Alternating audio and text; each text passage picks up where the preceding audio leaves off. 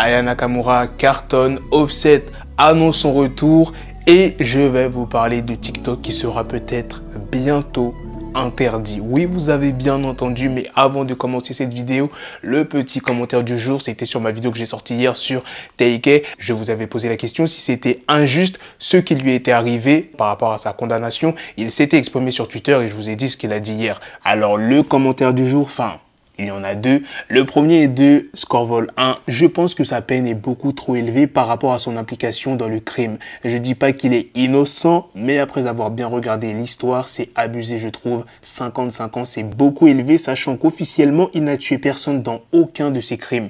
Il paye aussi à cause de sa notoriété, son comportement de gangster et ses musiques. Et le commentaire qui m'a fait plutôt rire est d'Aristide. Le plus triste dans tout ça, c'est que Taike n'a même pas pu coucher avec une fille avant d'aller en prison. C'est trop triste pour lui, il va rester sans exercer toute sa vie. La première chose à laquelle il a pensé, c'est que Taike n'a même pas pu coucher avec une meuf avant d'aller en prison.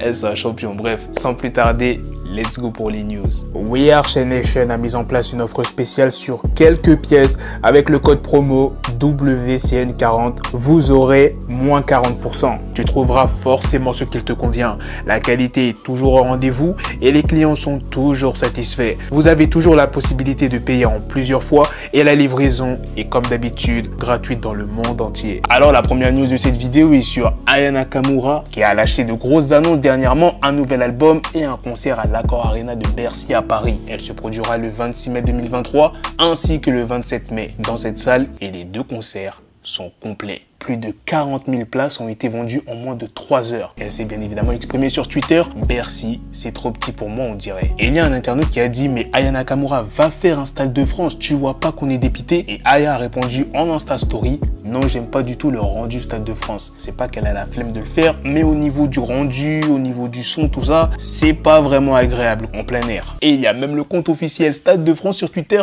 qui a réagi. La prochaine news de cette vidéo est sur Offset qui a annoncé son retour. Il sortira un nouveau morceau ce vendredi produit par Hit Boy. A$AP Rocky qui est de retour, il sortira un nouveau morceau ce vendredi aussi. C'est le morceau qu'il avait teasé dernièrement où il rendait hommage à plusieurs rappeurs décédés. L'artiste Freddie Gibbs serait en train de préparer 4 albums communs avec 4 artistes différents. Pour l'instant, on ne connaît rien du tout, pas de nom, aucune date de sortie. Je sais pas si vous avez vu, mais dernièrement, Frank Ocean était en TT. Eh bien, c'est parce qu'il est officiellement en tête d'affiche du festival Coachella cette année. Maintenant, je vais vous parler de TikTok. Il y a quelques heures, une loi interdisant l'usage de TikTok sur les téléphones des fonctionnaires américains a été votée. Le texte interdit également l'utilisation de la plateforme à la Chambre des représentants et au Sénat. Une partie de la branche conservatrice des élus du Congrès accuse TikTok d'être un outil d'espionnage et de propagande au service du gouvernement chinois. Dans un entretien accordé à NBC News, le député Mike Gallagher a ainsi comparé TikTok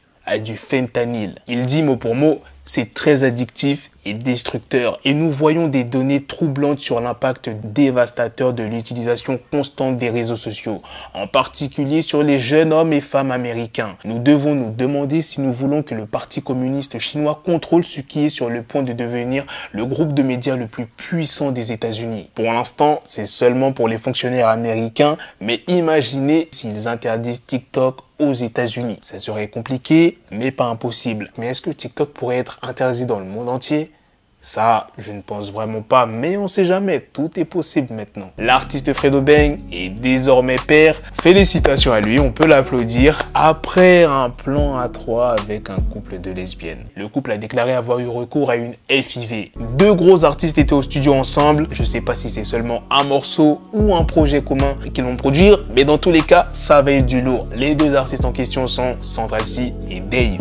The Weeknd a annoncé qu'il travaillait actuellement sur de nouveaux morceaux. Lors de sa dernière interview pour Big Boys Neighborhood, 50 Cent est revenu sur son parcours, sur ses différents choix de carrière et aussi sur Tony Yayo, membre du G-Unit. Il dit: mon premier album solo a décollé, donc je les ai tous amenés avec moi. C'était clair que je créais l'opportunité pour tout le groupe, mais on était tous ensemble. J'aurais aimé que ça soit Yayo parce que j'aurais pu m'occuper de tout le côté business. Ça aurait été quand même été nous deux, il serait toujours 50 Cent en tant qu'artiste et je serais le meilleur des atouts pour nous.